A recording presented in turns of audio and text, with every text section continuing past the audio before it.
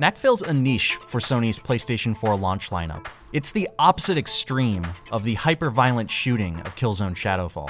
But for as goofy and carefree as it looks, it falls victim to stale gameplay and a painful, unforgiving approach to death and checkpoints.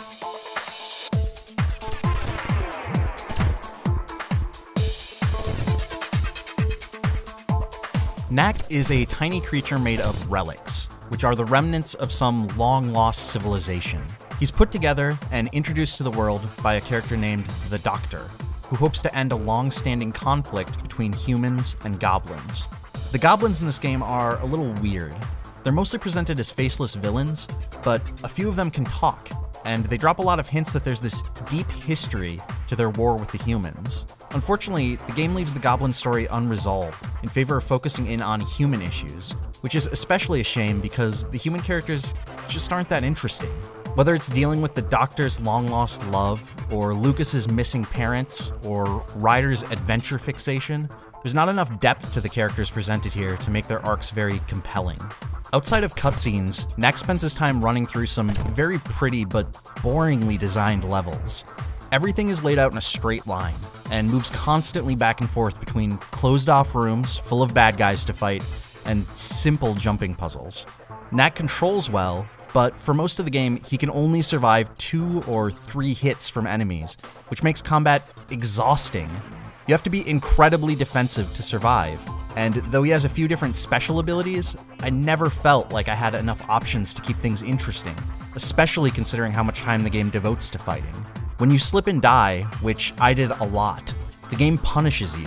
Checkpoints are often spaced 10 or 15 minutes apart, sometimes with a dozen or more enemies in between who can one-hit kill you. They're underutilized, but Knack does have some good parts. Since he's made of relics, Knack has the ability to absorb other relics and grow bigger. There's something really cool about watching your characters subtly grow larger and larger as you progress through a level, and the points where he's his largest and can smash whole buildings are some of the best in the game. At various points, Knack also gains the ability to absorb an extra layer of materials such as ice, metal, or wood.